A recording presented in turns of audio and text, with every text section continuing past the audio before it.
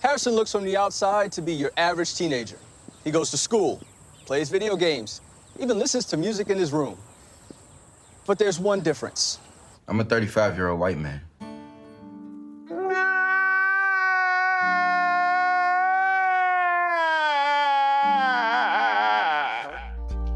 Do that for my cover like a black to hang on my head. Break it down, watch your head. Break it down, watch your head. Break it down, watch your head. Break it down, watch your head. Yes, Reggie. Yes, Back again, fam. back again. Yes, my people. Welcome to another episode of Watch Your Head. Bro, it's been a minute. Well, I hope you did your homework, fam. That's all I'm saying, fam. I hope you did your homework, because I'm putting out notes this week, fam. That's how much. Yeah, and I knew you was going to say this bomber ass, and the bomber ass going to irritate me, because we're taking this to the next level, but you need to be prepared or be squared, fam. Bro, it's a mad one, because even if I did have notes, how am I supposed to use it? We're going to find an alternative way, fam. We're going to find an alternative way, fam. You know what I'm saying? So, this week, the topic is Bleach. Yeah, first of all, like, the early episodes, he meets that girl called Rukia. Obviously, she is Shinigami, innit? Which is a word that you come across in many different animes. It's like a Death Reaper, Soul Reaper, whatever. It's a different word for it. What I like about the first few episodes is the fact that their whole family thought it was normal to like see or observe ghosts. You could see it more than other people and stuff like that, but to them it was just normal. But then it wasn't normal. A lot of people weren't able to do it. And the reason why it wasn't normal for him was, what you find out later on, is because of his genotype, the type of, the history between his mom and his dad, and then who his dad was, who he didn't know who his dad was. And that's kind of the reason why I picked this anime for this week, is because it's called Bleach. The anime reminded me of like having identity crisis, and ironically taking it back to why some people bleach their skin at some point. Hopefully we'll get to that point, but more about having an identity crisis, because in that show, like you said, he's a normal guy. He just thinks he's a human. He's just normal, whatever. But then, as the show progresses, he finds out that he's part Harlow, he's part Quincy, he's part Soul Reaper, he's this, he's that. All these things that he doesn't know that he is, that kind of like starts pulling on him and his being. Like he starts meeting different groups that have to do with parts of him, and they try to bring him to their side. And even though I'm not mixed race, I'm just pure Nigerian, so I don't really have that experience, but like I know my kids are not going to be just purely Nigerian. And it makes me think, how do people from multi-ethnic backgrounds feel? Do they have that similar type of experience where like they go to one environment where that part of themselves are more represented, and it starts pulling them there, and they go to the other environment, they feel that same pull? Who are they? What are they meant to be? What are they meant to represent? How are they meant to feel? Are they meant to feel like all of them? Is it possible to feel like all of them whilst you're only half of, or quarter, or however percent, It's a little bit more than an identity crisis. I think it's also being who he was. What's the other being that he is? I forgot all the terminologies because I'm new to the episode, so where he does the Zanpakuto and stuff like that. That's the Shinigami part of it. The Shinigami part. I saw that part as his job, and then compared to the other part of him, which was his actual real life. Now, the Shinigami part is him protecting other souls from the Hollows. The Hollows. Now, that's a job, and that's another crisis in itself, because how much of your life are you going to dedicate to your job compared to, your other real life, you know what I'm saying? It's an interesting point. Obviously, I saw it a little bit different because of the fact that not everybody can be a Shinigami. So like he was a substitute one, and that was because he already had the potential for it because his dad was one. So it's a situation where like it was still part of who he was that allowed him to be that, because not every human could be it. Like there was a few humans in the whole show who were able to be substitute Shinigamis, and I think it was him and just the one other guy, Grimjaw or something like that, who was able to do that. So there weren't that many humans that were able to assume that job. And the thing is that he even wanted to get rid of it. He didn't even want to be able to, he wanted to just be a normal teenager.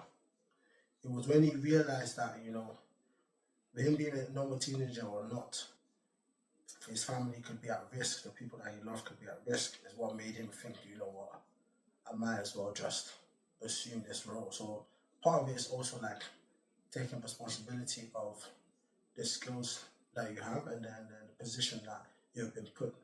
I think that's a sick point as well when it comes to like family dynamic, because he was the eldest in his family, and I don't want to make it an eldest kid situation because I'm not, so I can't really talk about that. But might also be how eldest feel when they're in their family. They feel like, I've been given that skill set, that position. I need to be the protector of the ones that come after me. So they just assume that position, even if they might not necessarily want to. You know what I mean? That's what he did. And eventually he learned, he got skills for it and tried to develop it. And then I think that's when the complications came, even for him to just understand who he was, because his mom died when they were young. Mom got killed by a hollow, and that's what gave him also hollow genetics and stuff like that. So it's like he was so many different things, and the one thing he tried to hold on to was to say that he was a Shinigami, to say that he was and even though they didn't rate him, the Soul Society and them think they never wanted to accept him. They gave him that substitute badge, and he was rolling with that substitute badge for ages. And they never rated him, they violated him, people thought he was an intruder, all of this stuff. So it's like, I feel like when I've spoken to a lot of like mixed race people, they describe that type of experience. They're too black for the white people in their family, and they're too white for the black people in their family. Nobody fully rates them. Nobody fully accepts them. They go to one side, they have to fight to prove that they belong there. They go to the other side, they have to fight to prove that they belong there. Who are they really? But nobody can really understand him either, and I feel like that's a part of acceptance. And just like everyone else, we're black, we understand each other's struggles. They're white, they understand each other's struggles.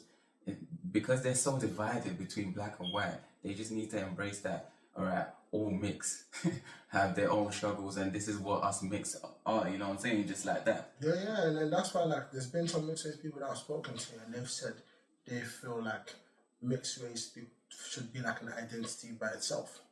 That it should be a thing by themselves because they have such unique experiences.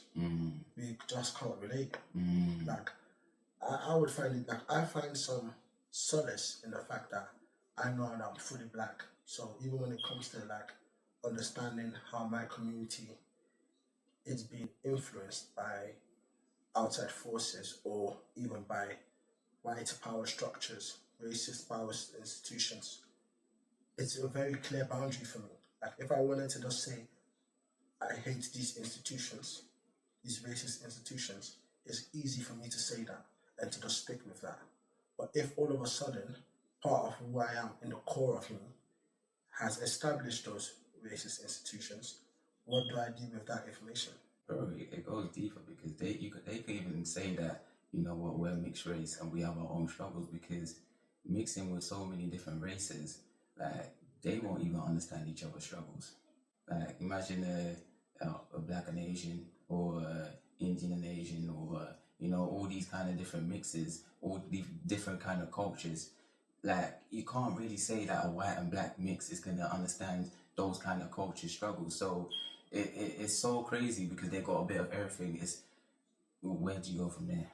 Yeah, and that's why in that show it's so unique as well, because in that show they could have gone deeper, because in that show there is like different types of humans. So you could be human, you could be not human, you could be like, you could be like Shinigami, which is like a different type.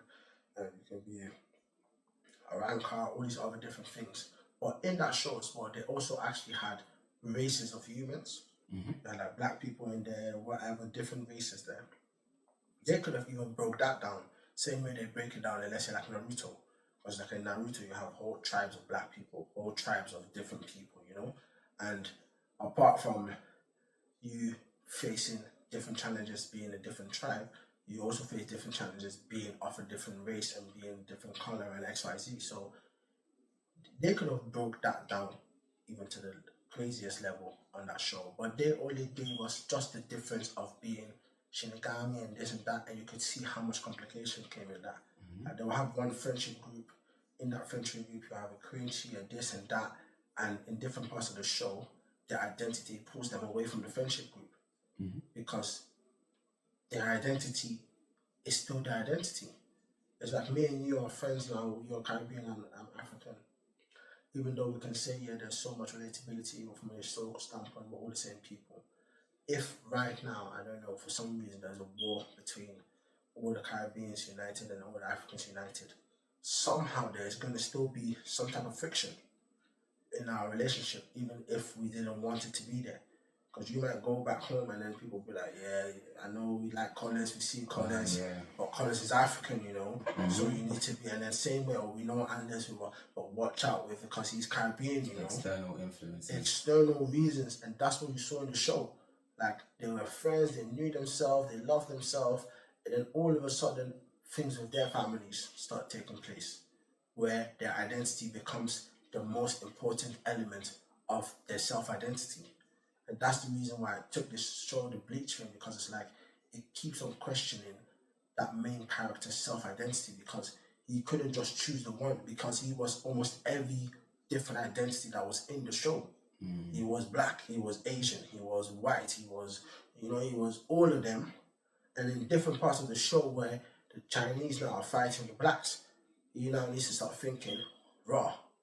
And then the Chinese are trying to develop his skill. This is just to make it sound easier. Obviously, when you watch the show, it's not as easy as a race because it's different types of people, so they have different types of powers. So I don't want to make it a race thing. But the Quincy's, for example, they had special abilities where they can shoot laser beams and they were created as or let's say their destiny, so to say, is to kill hollows.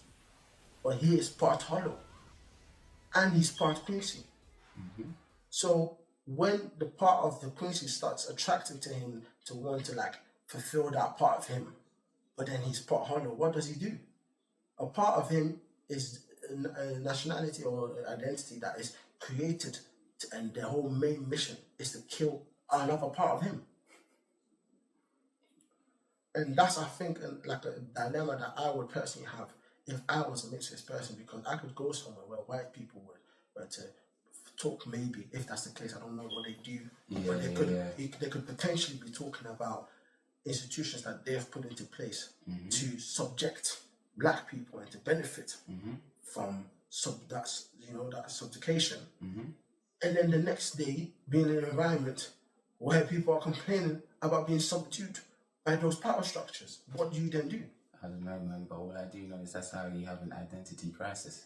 And that's what that guy had. And it goes so deep because, like, this is why also when it comes to, like, let's say, for example, that clip that went viral recently of Dr. Umar Johnson talking about a white person, a black man cannot be in love with a white woman. That can't be true because of all the reasons he pointed out.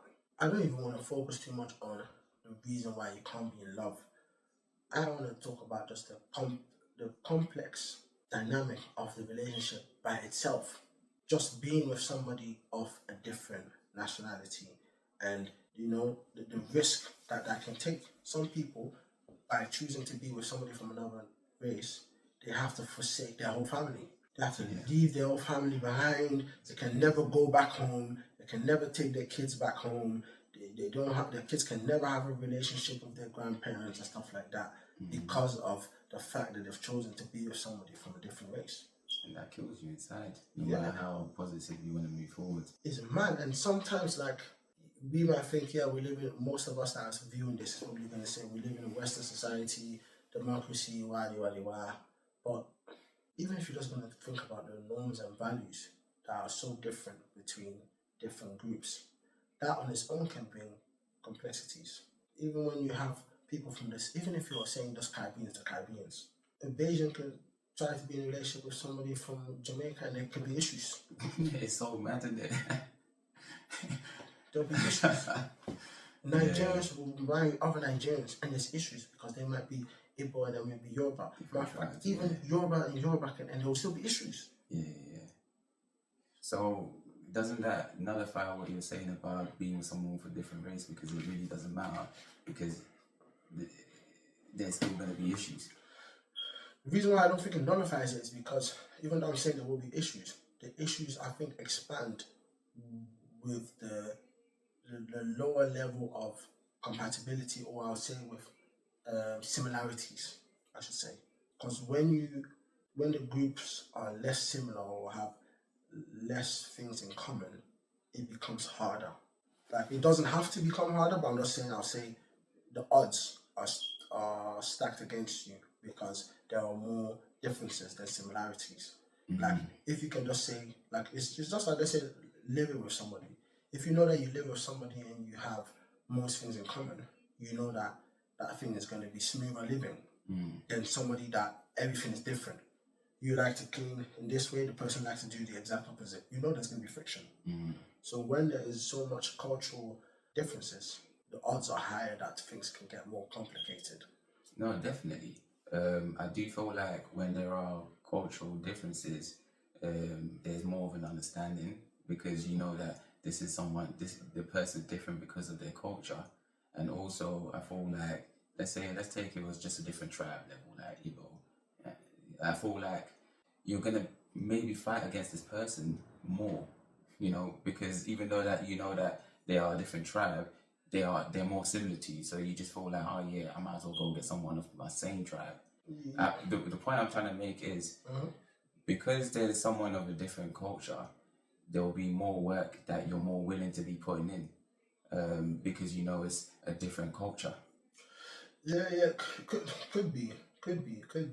Yeah, I hear where you're coming from. Like, that. This is why, like, if anybody watches Nollywood movies, they'll see there's always so much drama and all these weddings and stuff like that, because it's like, even though you're from the same culture, that's when you want to go into the specifics even more.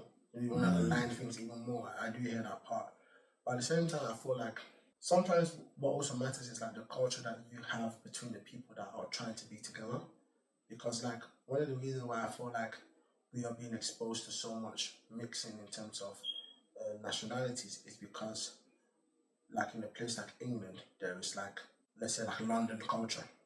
Me being with somebody that's from a different country than mine, it's easier because of the fact that we both share London culture. So we can relate on London culture. That's why people get married in London, where you would never see them get married like that in other places. People from different parts of the world, because there is a mix, there is a, what's the word I'm looking, multicultural culture that exists within England. That exists in London. Would you say like a subculture within a culture? Because you have your own culture, which if you're Nigerian, you got a Nigerian culture, and then where you live is another culture, like a London culture, which you can interact with that person from a different place. Yeah, but some people, that's just what they have. Some people, they just have London culture. They could be Nigerian like me and only have London culture. All they know, yeah, good point. Yeah, all they know is just the London culture. They don't have the Nigerian part of them is exciting maybe, but it might not be a part of what they identify themselves with. And that's what's bringing into that Bleach thing, is because, once again, that guy, he's from a town in Japan. So Japan has culture. His town has culture. Then he's a Shinigami.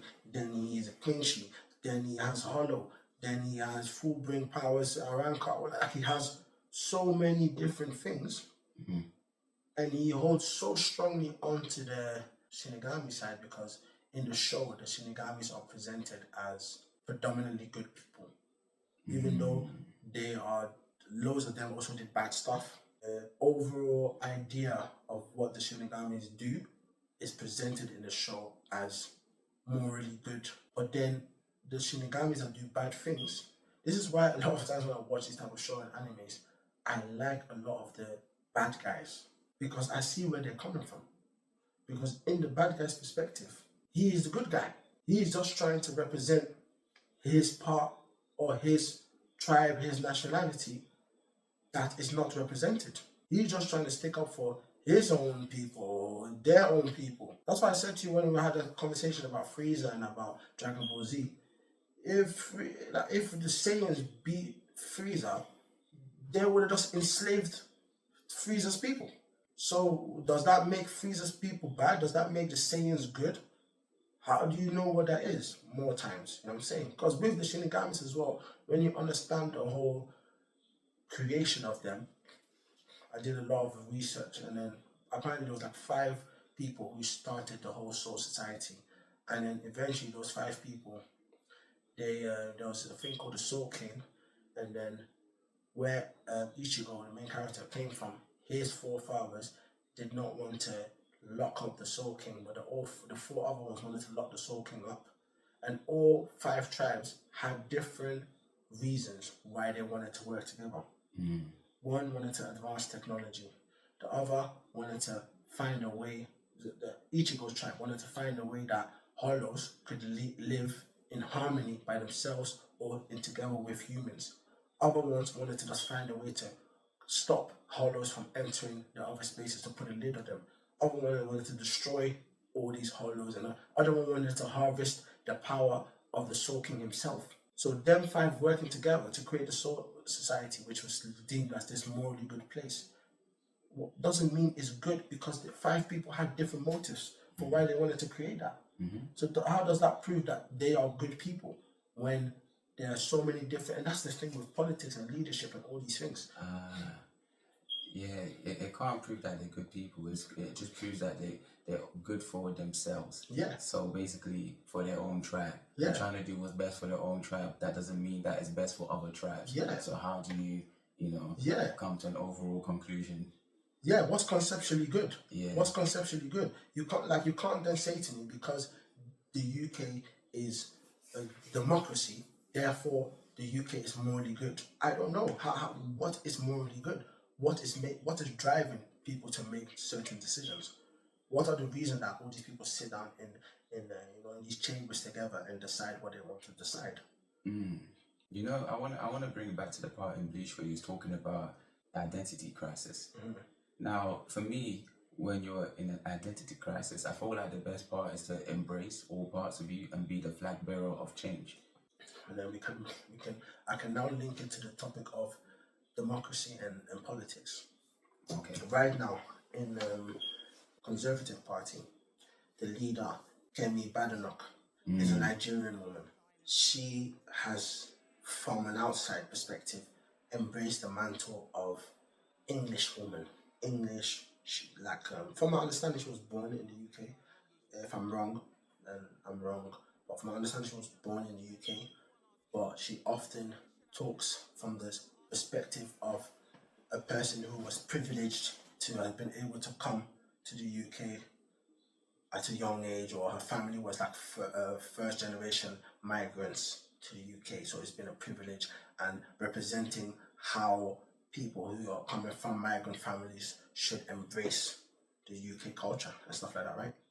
But what happened to the fact that she's Nigerian? What happens to that part? Does that do nothing?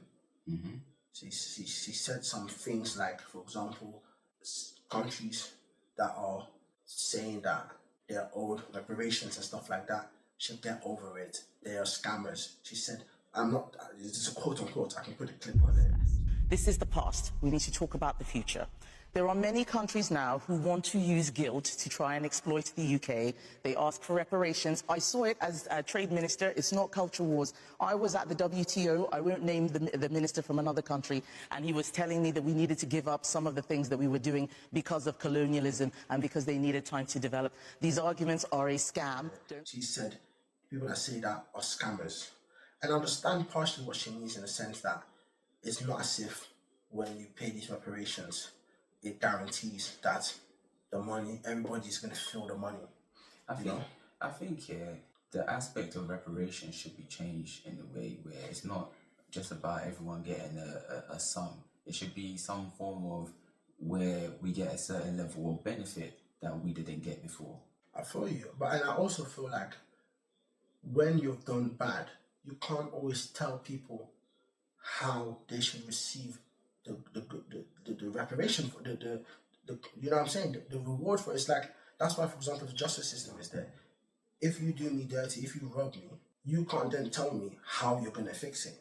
Do you get what I mean? Either maybe I suggest things to the court and I say, okay, Anders robbed £2,000 from me.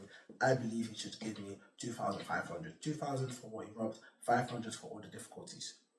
Or the court decides and says, okay, Anders, we install you to give Collins £2,000 back for the robbery, £5,000 for the inconvenience, £10,000 because he lost his job, and they make a case. But these people try to act like they just did bad, and because in their bad somehow good was taken out of it, we should just let it slide. Or Anders, I robbed you, but when I robbed you, I used £15 to give you bus pass out of that robbing. That bus pass has now eventually led for you to get that job that you got now. Is that not a good thing? Is it not a good thing that I robbed you, Anders? Like, why are you so stuck in the past? I robbed you in 2016 when we were in college. And since then, you bought a house, you've got a job, like... I did this in spite of you robbing me. And that's the main point. That's the main point. In spite of you robbing me. Whatever good came after, it doesn't matter, because we can't change the fact that I could have still done those things even though that you robbed me. The main point is, you robbed me. And this is the reason why when it comes to the reparation thing, they should not be talking about whether they are scammers or not. If they scam, let them scam. It's not your issue. If I've robbed you and then like, let's say I robbed you, but the money was your family's money. Yeah. But I robbed you because you was in the possession of that money, yeah? Yeah. If it means that the court then says I need to give Anders 10k back, that is what my problem is. My problem is not what you then do with the 10k. My problem is not if you then give the 10k to your family, give everybody 2k, 1k. It's not my issue. I, as the person who robbed you, my issue is to find a way that that justice can be served for the bad things that I did to you. Not saying that we can't do this because of scammers. Exactly. It should be like, we're going to do this to help this, It can't be in a sort of lump, maybe not a lump sum, but we're going to try to sort kind of this out. And then where does her identity crisis happen? What does where in her own identity of being a Nigerian and being a second generation migrant coming from Nigeria, where does that allow her to then say these type of things and represent a party in that type of way? Because remember you said embracing, in the embrace of the English Nigerian woman, where does that then place her Nigerian part? Where does that represent that view when stuff like that is being said? Now we're going somewhere else with this. Because this has turned into, like, I feel like with her, there's a level of, she's Nigerian, but I don't feel like it's embraced as much, to my knowledge. There's a status quo as well. She's of a level of people that she's been around so much where she's gone through her own identity crisis where she probably went to family functions, Nigerian family functions. Now she's around all these political parties and stuff like that. All these things are at the back of the head, minute, and the way where she's at right now is in the forefront of her mind, to the where she can't really think or comprehend all these matters, to the point where she's forgotten how to feel like a Nigerian. You can forget about the feeling if you've been away for something for so long, because there's developments that go, like, a solution 30 years ago is not the same solution 30 years from now, because cultures change, cultures adapt and everything like that. And if you're not around that, you're going to forget the feeling. And when you come back to it, it's going to be like a feeling of change where you're not at home. But also, it could be like what that guy in Bleach is experiencing, because it could be a coping mechanism to survive, because Oh, you know, yeah. in her environment, it might have just been beneficial for her to just be British to survive, and I don't blame her, because a lot of us experience that dilemma. But also, it could be just like the main character in Bleach. Who knows what her experience has been? Because, for example, that guy in Bleach, his mom was Quincy, and his mom was killed by a hollow. So, the part of him that was Quincy and hollow, he never really met that, because his dad kept that away from him to protect him, and he never met his mom. He never grew up with his mom. So there's going to be a lot of people as well, and I know a lot of people, especially mixed race people, who are, for example, not raised with their black parents. That part of them is not even, they're not even exposed. They're not even brought into that side to even want to embrace it. Do you get what I mean? To even want to embrace it, because I feel like they actually want to embrace it, but they don't know how to embrace it. Yeah, the opportunity might not even be there. Yeah. The opportunity might feel pretentious, because now they're going into these black places and being like, yeah, take me on. And people are like, well, just look at this person begging, man. Why is this person begging? This person speaking patois. You weren't born in Jamaica. How many people always try to say that? Why are you speaking patois, but you wasn't XYZ? So how am I meant to speak it? Even me as a Nigerian, when I be speaking it, sometimes the people be laughing at my pronunciation. I'm like, how is my pronunciation going to be better when you're laughing at my pronunciation, bro? Like, so that's why I go back to being the flag bearer, because as a flag bearer, you can't care or worry about what people think or say. Just keep embracing it. But that takes me back to Bleach. Who says they want to do that?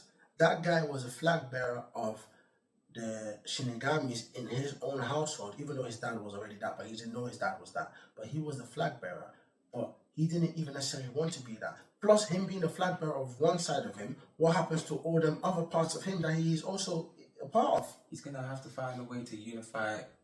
Being the flag bearer for he needs to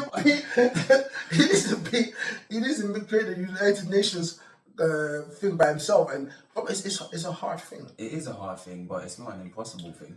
Bro, I don't even know, bro. I don't even know. Like, even in the show, that's what he's trying to do, in a sense, I would say. But he still operates within one vehicle predominantly. He walks into the light of the Shinigami, but he's not afraid to make actions that don't agree with Shinigamis. Like, there's been times where the Shinigamis will tell him, you're going to lose your license if you do this thing. And it's like, fuck it, I'm going to do it. Bro, if the movement is strong enough, people will follow regardless of the race or the culture. I just want to say, like, Malcolm X, Martin Luther, it was white people in there trying to embrace and trying to, this shouldn't happen and stuff like that. If the movement is strong enough.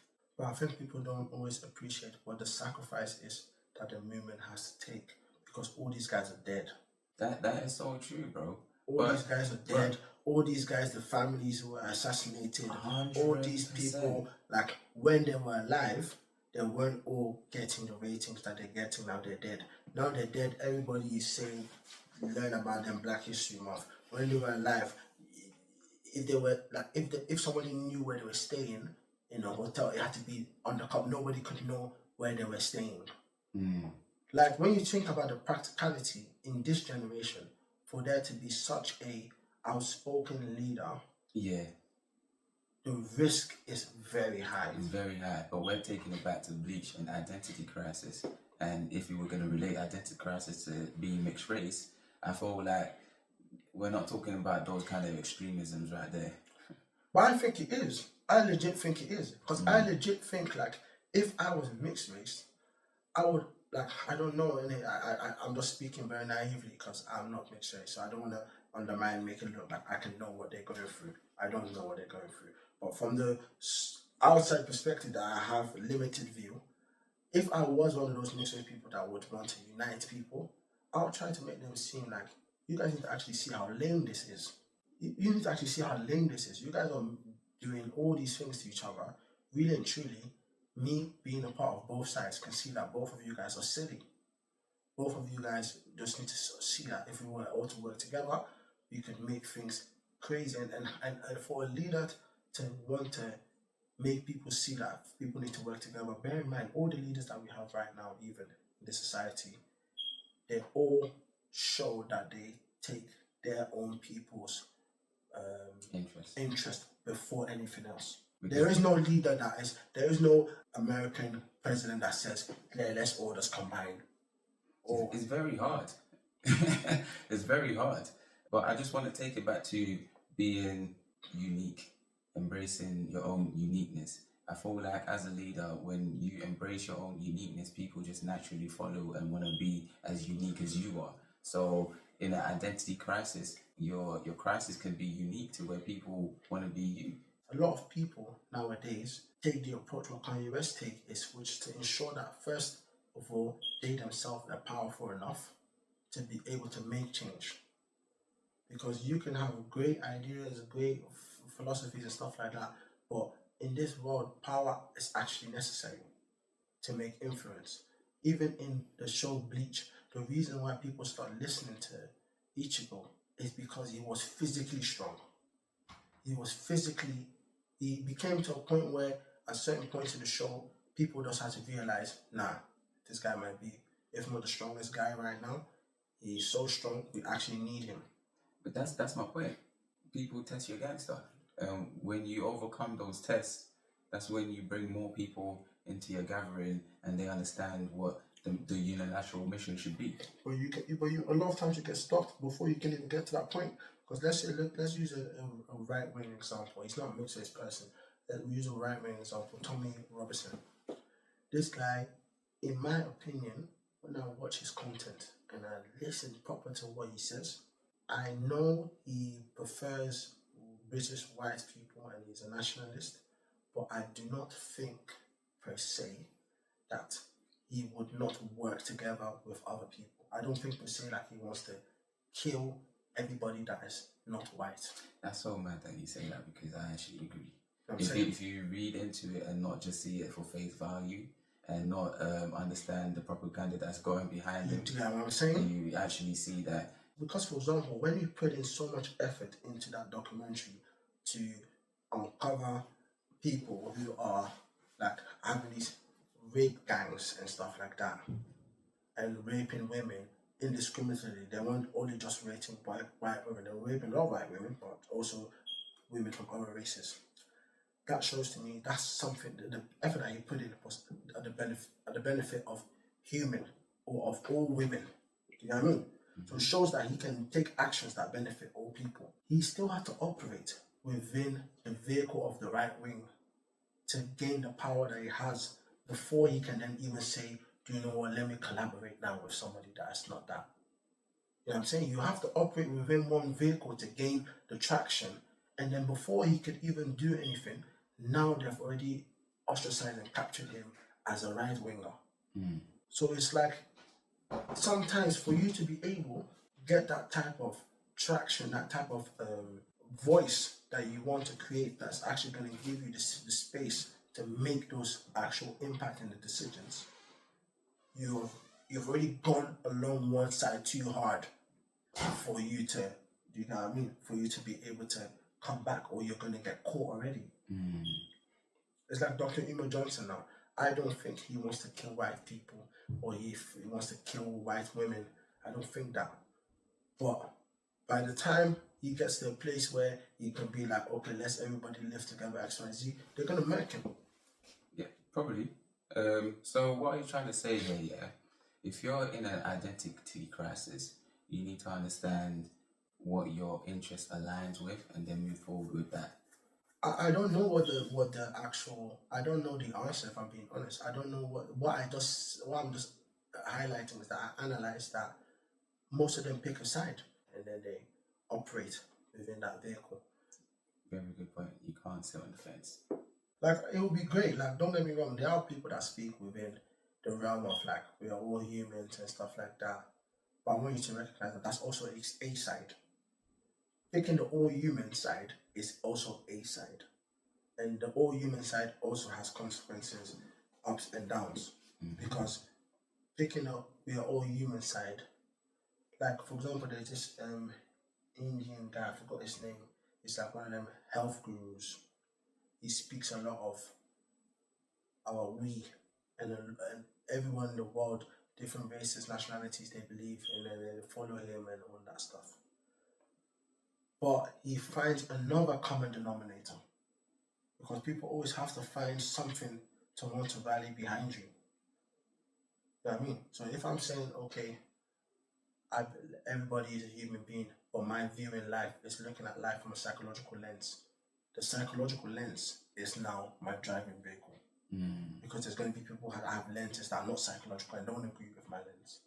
So there's always this common denominator that you use to galvanize people to follow you and to push the agenda that you have. So with mixed race people, I think it becomes harder because now you have so many different things to pick from.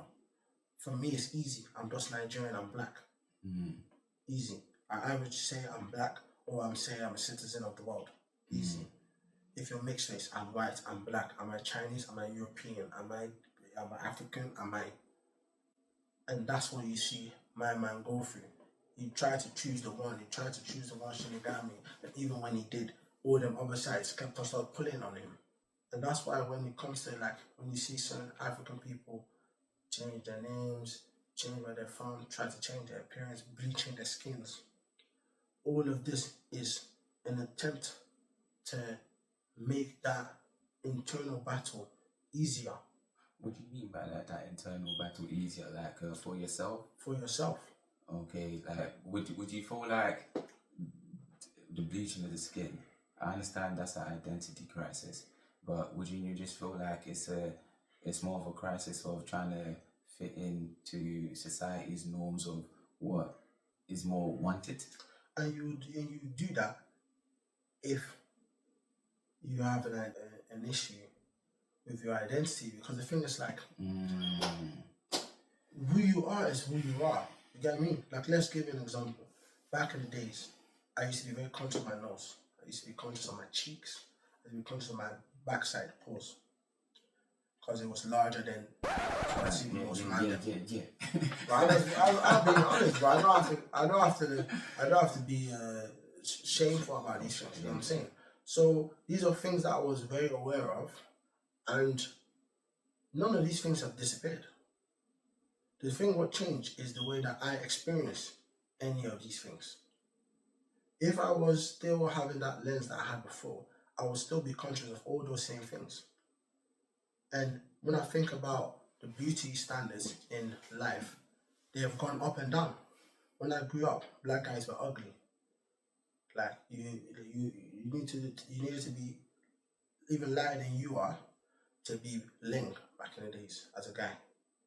Literally mixed race. They had all the perks. They had all the that perks. Was a superpower. Superpower. Those light skin, oh my days. The matter, bro. No violation. Some of them light skinned brothers were not it, but they were getting the reception because they were just light skinned. And it's fantastic, you know.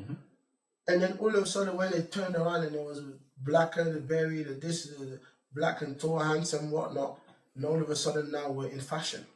But because I rate myself, whether or not society makes me in fashion or not, I will always be in fashion. You get what I mean? And that is the power of being comfortable with your self-identity. It's crazy, bro, because identity goes deep. It goes deep to your roots. Now, when we're talking about different kind of identities like mixed race and not understanding because they got a bit of every race, the identity about bleaching, I feel like it's a little bit different because it comes down to being told that this is where you came from instead of fully understanding where you came from. Being told, especially like back in the days, the story that I've heard is the house guys were light skinned. You know what I'm saying? So that's where we all got this kind of narrative and standard from. We didn't get the standard from our geography from being back in Africa. We got it from all these kind of traumas that trickled down to us. So not having an identity is crazy because our identity really got wiped out. So it goes deep, bro. But that's how you also see what the power is of wiping out the identity. This is why when we talk about, remember we had that conversation before when we was talking about, some people speak about this victim mindset. and even though I do hear where you're coming from, because there are people that speak from that perspective, but we also speak about in terms of looking at cause and action. You guys lost your self-identity because they wiped it out. You didn't just lose it because you forgot it, or you is there and you just chose not to read it up. They wiped it out consciously because they understood the power of self-identity. They understood the power of, if you understand that my hair, that's why when I'm so passionate about black women and their hair, they don't get it. They're like, stay off it, they become defensive, they'll focus on other things, XYZ, like, why are you guys so bothered about wigs and XYZ? I'm trying to show them that these men have managed to make us hate our own hair so much that we don't understand the power of it. That we have now believed. It's like, let's say, it's an odd example, but Brazilians. There is an identity that Brazilians have with creative skills. If somebody is Brazilian and he's a footballer, for some reason we believe that guy is good. We don't have to see him, we don't have to see his skills, we don't have to nothing. There is an identity that is created that is known as stereotype, that if you're Brazilian, you can play football. Imagine if somehow in this 2024, I managed to make every Brazilian forget that they were ever skilled at football. Imagine. And then next year, 2025, no Brazilian that is born ever believes that they're great at football again. That's what them man have done. That's what they've done with our hair, with our skin, with our melatonin, with our abilities, with our past. They've just wiped it all off, and now you have all these Brazilians with all these techs walking on the pitch, and just no tech is no identity, no skills, no nothing. They forgot their play style, they forgot their everything, and you can see it. Like, it's not maybe the case in this Brazilian squad. I'm trying to remember the last squad that Neymar was on. The last squad that Neymar was on, even though the Brazilians themselves, maybe they weren't as great individual players, but as soon as they came into the Brazilian squad, it's like they remembered that they knew how to throw the ball up. They remembered how to do all these Brazilian zanga. It's crazy you say that, because that's what going back home is. That's what going to church. Going to church is. That's what, you know, all, like, to the mosque, being around the people, embracing the people's power. And that's understanding your identity. Understanding your identity. That's why when we were talking earlier on about Pogba in France team, when he's in France, he's in France. Like, we know, without me and you saying anything, if we wanted to build an ultimate French player, we know how that French player will look like. We know he's going to be tall. He's going to be at least 6'4". We know he's going to be built, stocky, hench, long hench, black guy that is going to be skilled, fast and strong. We know he's going to have all them attributes.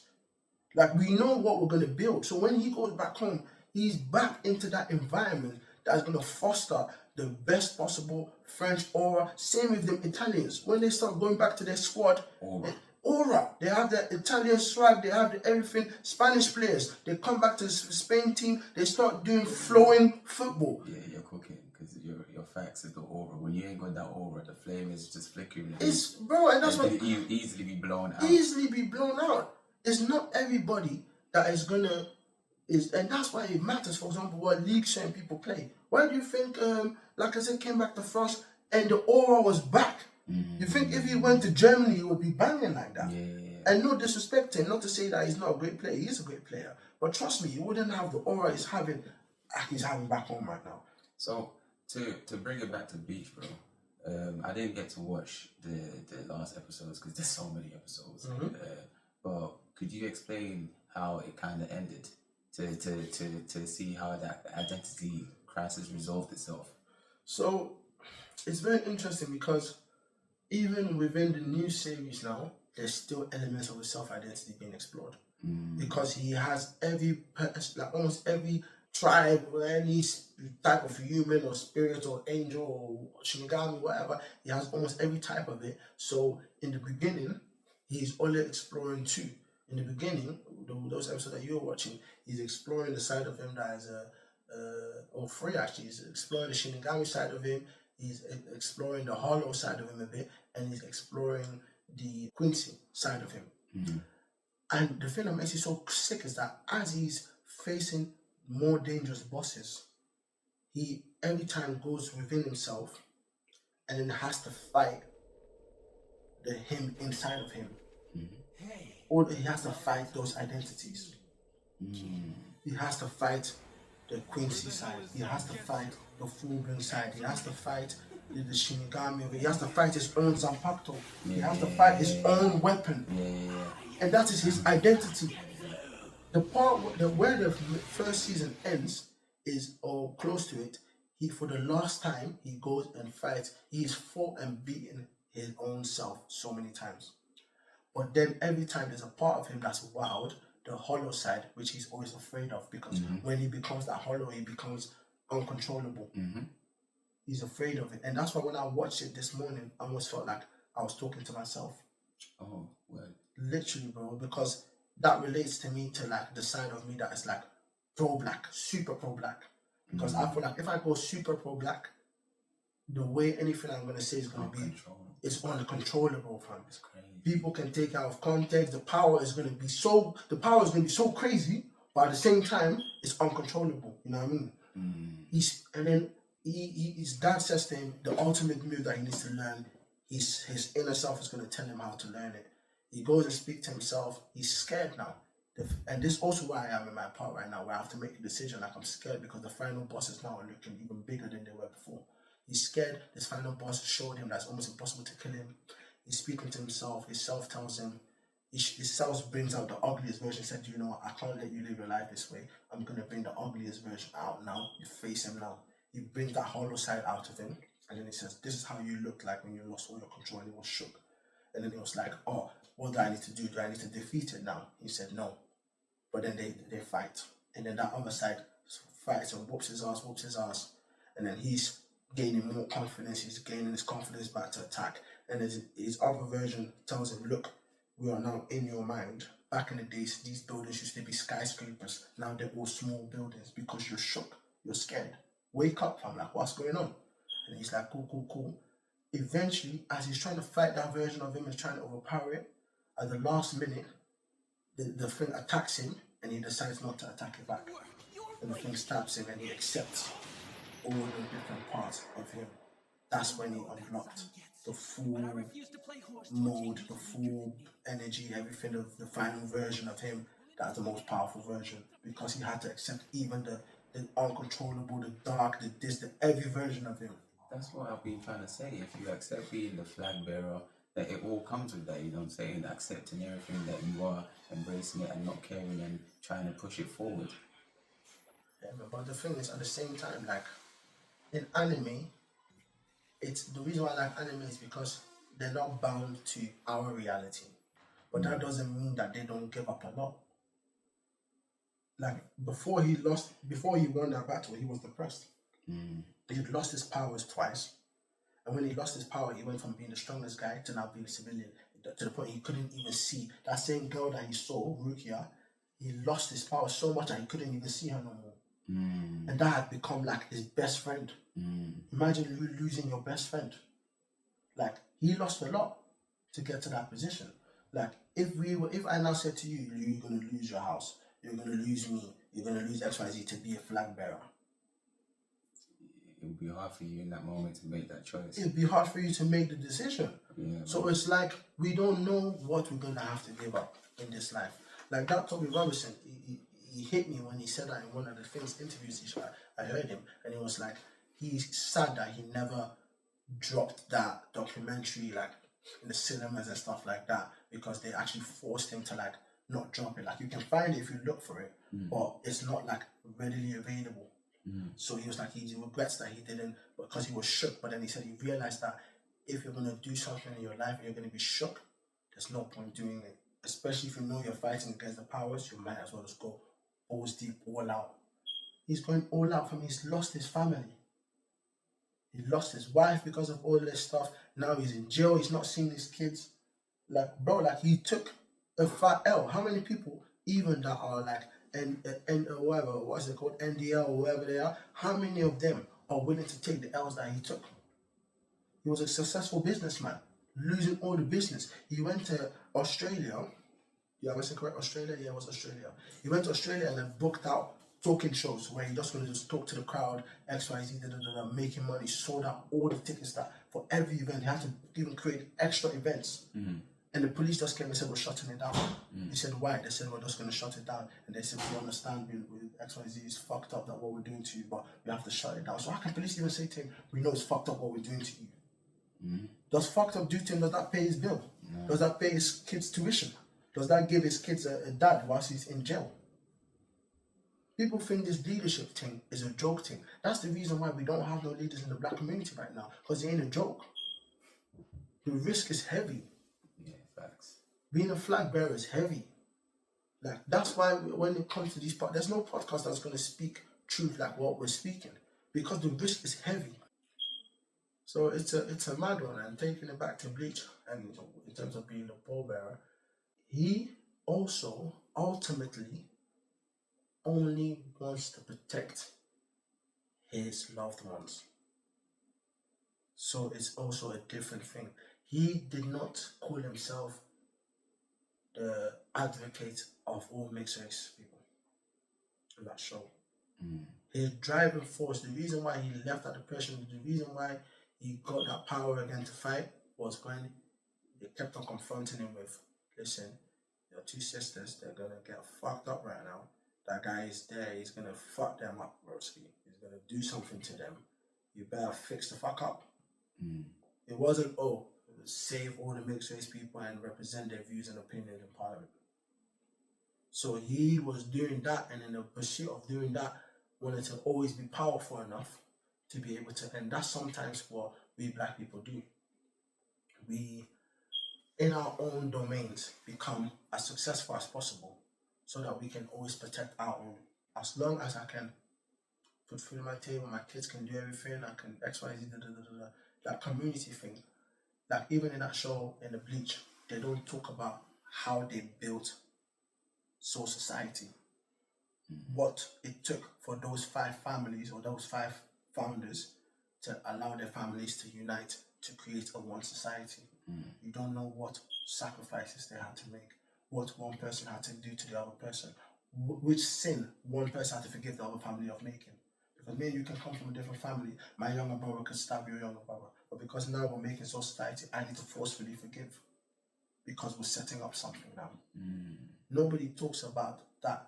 That's what I was talking to you before in terms of being diplomatic.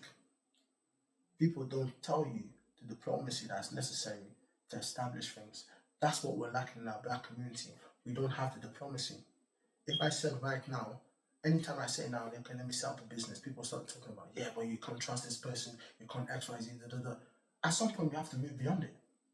At some point, we need to say, you know what, yeah, you fucked me over, you've done this to me. Cool. Let's move in this direction now. Yeah. How many of us has the power to do that? How many? That's why when, for example, when they're crucifying all these black celebrities and stuff like that, let's say, for example, P. Diddy, or let's even say R. Kelly. The reason why I am not, for example, now saying, like, obviously, the crimes that they've done is heinous, don't get me wrong. But to me, it's like almost like it should be a wake-up call to say, how can we identify these type of people earlier and help them? How can we give early intervention to people who develop to become these type of people? Because they were also once kids. They were maybe also once fondled with or experienced sexual abuse, harassment, whatever, that developed and cultivated within their adulthood that led to them being who they are. To me, it's more of an identifier. I would be thinking, how can we solve this situation in-house? Not saying you don't punish people in-house. You still punish people in-house. But other communities, they deal with it. That's why in other communities, all these Prince Charles, all these people, whatever, you don't see them getting convicted. You don't see their own people ostracizing them and chastising them outside in the public. They deal with their things internally, in-house. How can we deal with our things in-house? How can we make sure that the right punishment is in place, but also ensure that we take an example? Because all we do as black community, Argan is a dickhead, don't listen to his music, PD is a dickhead, FS don't listen to me. There's nothing sustainable that has come out of that. At the end of the day, I feel like identity itself can be such a crazy topic, because I've not ever gone into the psychological aspect of identity. You know, when it comes to the ego, the sense of self, and breaking down what identity really means. That's what I mean. You know, and then like there's so much more. But whilst you're here, follow us on the journey whilst we break down all these topics. Yeah. Step by step. Whilst we're here, just ask yourself, who are you? And then move from there. You know what I'm saying? That's it. Yeah, man. Not that. Love. Pardon me. Santa must have come early this year, because you were first on my Christmas list. Woo, there it is right there. I want to know, are you naughty or nice? Sorry, I'm not interested. I'll take that as naughty. Naughty. Black queens forever, snow bunnies never. I said black butter almond queens, black butter pecan queens, black warm peanut butter queens, black butterscotch queen, black fudge queen, black cinnamon queen, black sweet brown sugar queen.